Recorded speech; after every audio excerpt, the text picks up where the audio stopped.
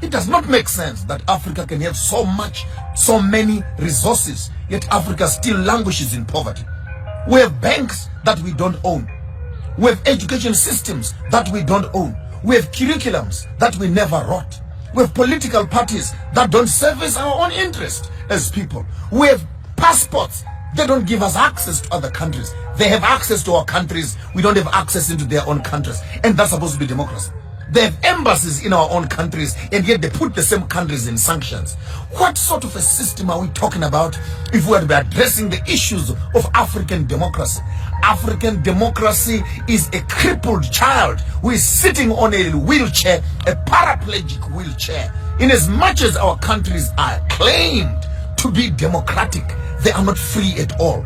Our economies are ruled by the West. Our education is ruled by the West. Our medicine is given by the West. Our diseases are managed by the West. Our populations are managed by the West. Our technologies are imposed on us by the West. So which part of us can you say is democracy? The same countries, they sponsor a government, they sponsor a surrogate government, the government gets into power. After they're in power, then you put the same government in sanctions again. What do they want from us? These colonizers, what do they want from us? You wanted our gold, we took it.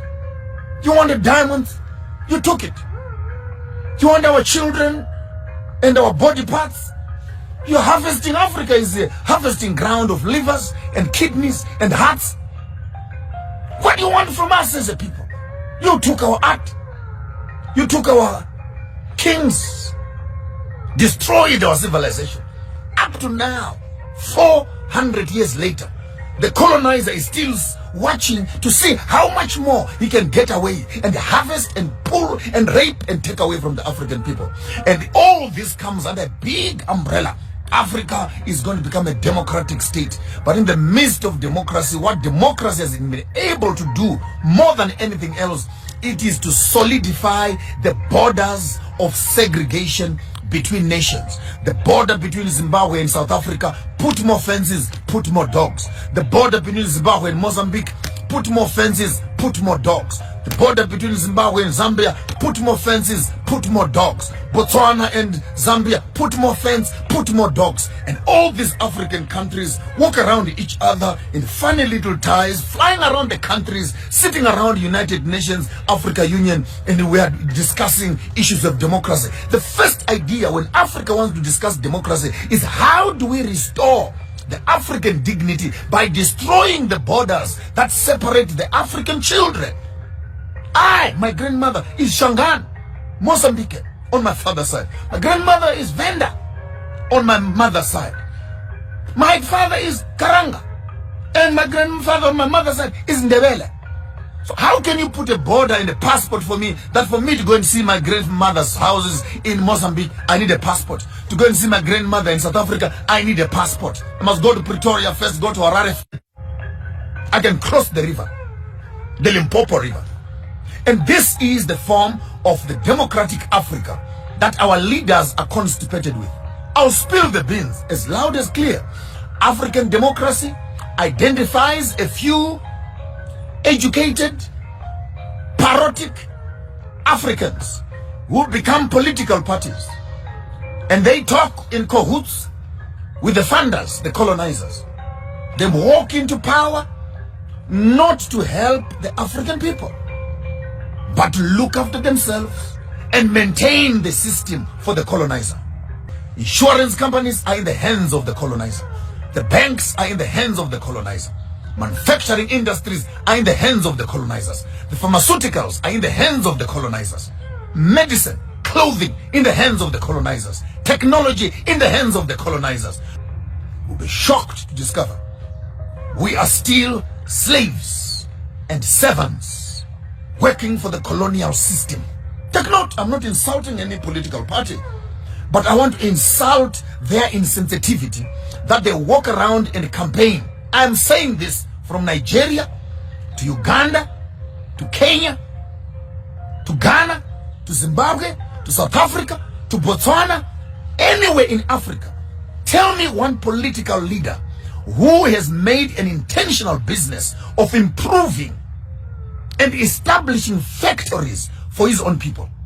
Sit around approving business budgets for what? Just take that money, open industries, take that money, open up mines, take that money, open up agricultural farms, have food for your people, employment for your people. How complicated can that be? The model to follow is Dubai. Look at Emirates. They have nothing. All national fund. Use the national fund to make Dubai a capital city of industry for the whole world. Here we are in Africa. We have cocoa, we have bananas, we have coal, we have platinum, we have diamonds, we have oil, we have weather, we have tourism, we have everything. But in the midst of all these resources, our African people are still languishing in poverty. Can I ask you, the intelligent ones, what is the problem of Africa? What is the problem? We have the resources, we have the universities, we have the education, we have the skills. What is the problem? The problem is we are trained to maintain a system that does not benefit us. We go to school to learn to maintain that system.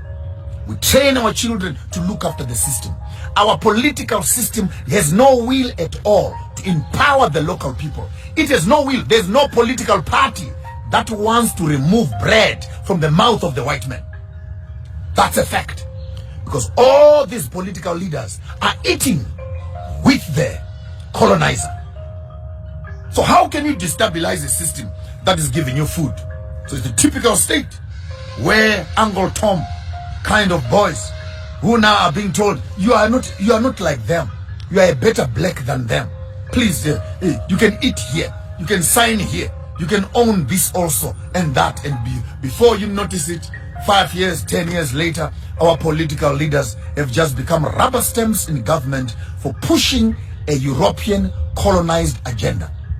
I'm still looking for a country that will take its own resources and improve its own infrastructure. I challenge all the African political heads across Africa. Go to Dubai, not to shop. Go and study. Go and study how a place that has nothing has been able to change its course from a desert to a capital city of shopping in the world. Go there and study.